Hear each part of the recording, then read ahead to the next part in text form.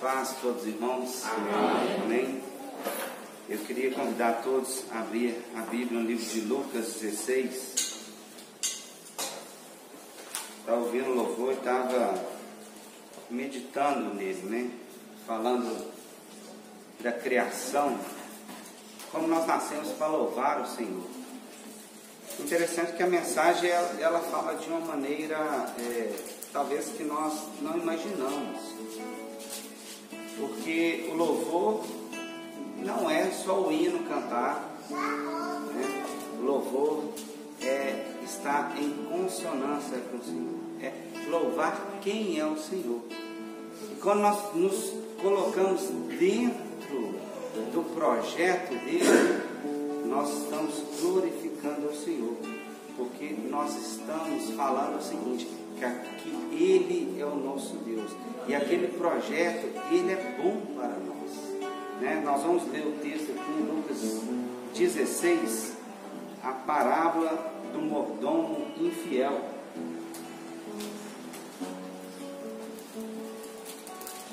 Nem está sendo projetado? Nós vamos ler até o versículo 8.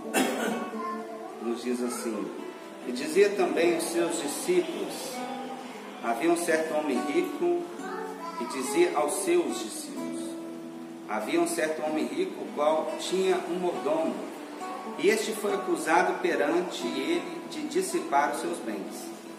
E ele, chamando-o, disse-lhe: que é isso que ouço de ti? Presta contas da tua mordomia, porque já não poderás mais ser meu mordomo. E o mordomo disse consigo: que farei, pois, que o meu senhor me tira a mordomia? Cavar não posso, de mendigar tenho vergonha. Eu sei o que hei de fazer, para que, quando for desapossado da mordomia, me receba em suas casas. E chamando a si cada um dos devedores do seu senhor, disse ao primeiro: quanto deves ao meu senhor? E ele respondeu: 100 medidas de azeite. E disse-lhe: toma a tua conta, e assentando-te já escreve 50. Disse depois a outro: e tu quanto deves? E ele respondeu: 100 alqueires de trigo. E disse-lhe: toma tua conta e escreve 80. E louvou aquele senhor o injusto mordomo por haver procedido prudentemente, porque os filhos deste mundo são mais prudentes na sua geração do que os filhos da luz, somente até aí. Nós vamos orar também.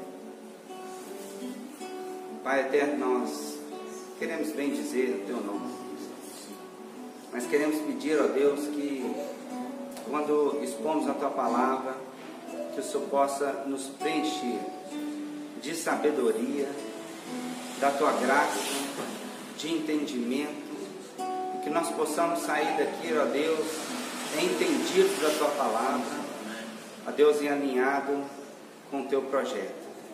Nos edifica através da mesma.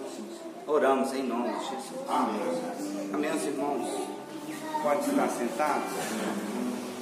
Meus irmãos, essa talvez seja uma das parábolas menos pregada em todo o Evangelho. Pelo seu grau de confusão, vou usar essa palavra. Como é fácil entender mal essa palavra, como é fácil questionar, e como é difícil entender o real propósito. Então os pregadores geralmente eles evitam essa palavra. Mas o nosso propósito é edificar a igreja, edificar os irmãos, voltar ao entendimento, para que os irmãos possam entender e também expor, passar para frente e pregar aquilo que está escrito, que é o Evangelho. Quando nós lemos a palavra, nós vimos que ela falou o seguinte: havia um Senhor. Muito obrigado, irmão.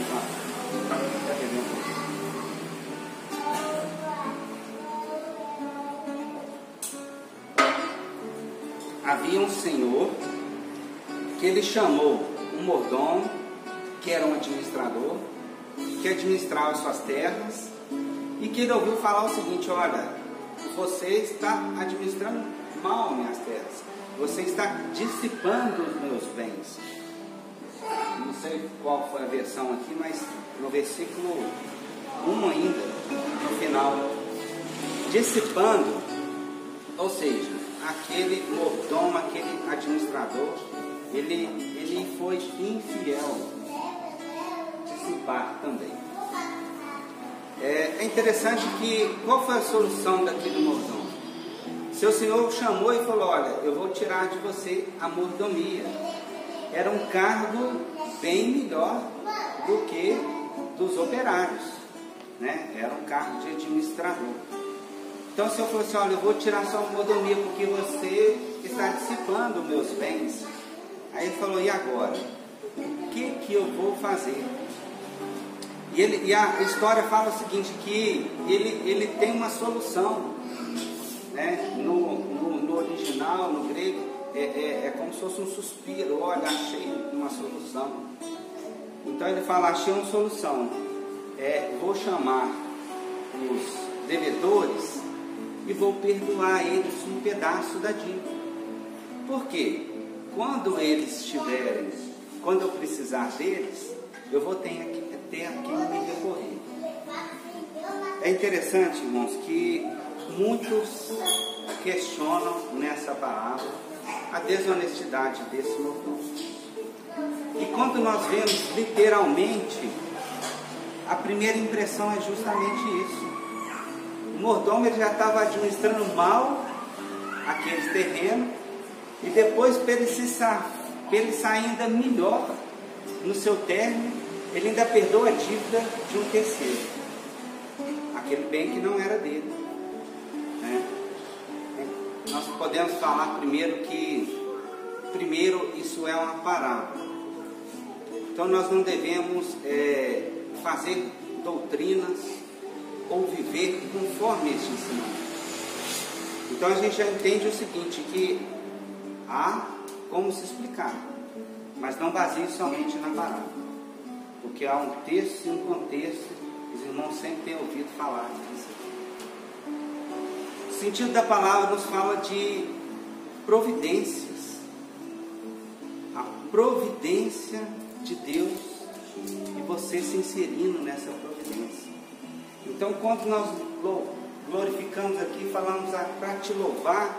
Quando eu subi ao culto aqui, falei: há maneiras de louvar o Senhor, Espírito e verdade.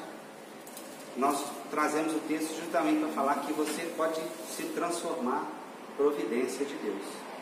Providência para abençoar, e não o servo infiel. Nós vamos já ler aqui o versículo 12, para descrever por que o foco dessa parábola não era a desonestidade do mordomo, mas sim a solução que ele teve. No próprio versículo 12 fala assim: e se o alheiro não fostes fiéis, quem vos dará o que for? 10. Quem é fiel no mínimo, também é fiel no muito. Quem é injusto no mínimo, também é injusto no muito. Então ele está falando para você ser infiel, não, né? A parábola nos fala o seguinte, que ele realmente foi desonesto, mas o texto está falando para nós continuarmos a ser fiel. Só que o texto está falando o seguinte: em determinados momentos da sua vida você tem que tomar uma postura. E se você foi até hoje fiel, e se você foi até hoje um mordomo que dissipa os bens, ainda há para você uma esperança. E a palavra fala justamente isso. Olha, eu tive uma ideia. Eu vou voltar a fazer as boas obras. Então eu vou chamar aqueles que devem ao meu Senhor e vou perdoá-los. Aí alguém pode perguntar assim: mas como isso é boa obra? Se ele está perdoando aquilo que não é dele. Ele está perdoando justamente, ele está famoso fazer cortesia com o chapéu dos outros. Não é isso? Como ele está perdoando aquilo que não é dele? Mas a parábola mesmo fala que aquele dono, ele glorificou quando aquele homem fez essa atitude. Então nós entendemos que aquele homem não é como nós. Aquele homem é a figura do próprio Cristo. E o próprio Cristo, ele não quer saber das riquezas. Ele quer saber como você vai fazer com as riquezas. E nós vivemos em comunidade, e quando nós falamos de providência, tudo que Deus providencia, que está em nosso torno, em torno da sua criação, nós entendemos o seguinte, que Ele pode providenciar tudo para você. Mas no projeto do seu Filho, Jesus Cristo, para nos perdoar, para nos fazer filhos e diretamente irmãos, porque Ele quer que nós vivemos em uma comunidade que transponha uma placa de igreja, que transponha alguns princípios religiosos, alguns princípios familiares. Ele quer que você vá além e faça aquilo que é a boa obra. E ele justamente, a palavra não fala se ele sabia, mas nós entendemos no decorrer, que quando o dono glorificou, é porque ele sabia o seguinte, olha, pelo menos agora ele direcionou bem. Meus irmãos, ele era um mordomo, a sua situação era muito melhor que daqueles homens. E a gente sabe que o acordo de terras era o seguinte, olha, eu vou, até hoje, é o arrendamento, né?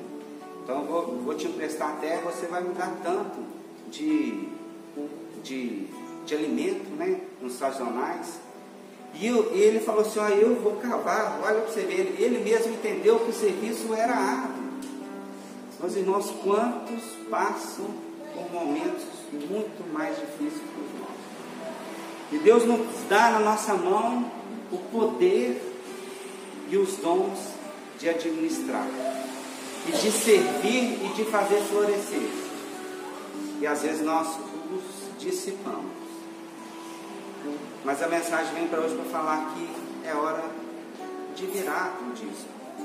É hora de entender que ainda o nosso Senhor é dono das riquezas, mas a riqueza maior que Ele quer é que o seu projeto se cumpra através de nós. Porque se cumpriu através do seu Filho. E a nós foi dado essa honra. E às vezes nós não estamos abraçando essa honra como nós devemos. Porque, igual eu falei, Deus pode providenciar tudo para você e para o seu próximo. Mas Deus quer te usar para providenciar para o seu próximo. Porque assim nós realizamos a obra de Deus. Porque assim nós vemos Deus agindo. A palavra diz que Ele o glorificou. Irmão, é importante nós dizer que o texto nos fala de filhos da luz, dos filhos iníquos, das riquezas que são iníquas, né? E nós entendemos que essas riquezas iníquas dessa parábola fala dessas riquezas do mundo, das riquezas que nós galgeamos todos os dias, mas nós galgeamos o nosso galardão. Então ela faz justamente esse paralelo sobre aquilo que nós vemos e aquilo que nós vamos poder ver no Senhor e ver agir. E fala e chama justamente a atenção disso. Olha, os filhos das trevas, eles estão muito mais espertos do que vocês. Porque quando eles precisam, eles tomam uma atitude. E a palavra veio para despertar, não eu falar que você é um homem ruim, não. Até porque eu sei disso, né? Que a palavra nos prova isso. Mas é falar que você tem a oportunidade oportunidade. Então, quando nós falamos o seguinte, olha, os filhos das trevas buscam e são melhores que vocês, então assim, ó, desperta, seja ousado, porque Deus está ao teu lado e quer ver a sua mudança. Não importa como você chegou até aqui, mas agora é a hora de galgear coisas maiores. E talvez na sua cabeça está assim, é ilícito, eu não posso fazer isso, eu não posso mudar, agora eu tenho que entregar tudo. Mas lembra que o seu Senhor é rico e nada importa, o que importa é a sua atitude daqui para frente. Entenda que você vai colher o que você plantar. E é isso que a palavra ensina. A providência, nós também podemos estar inseridos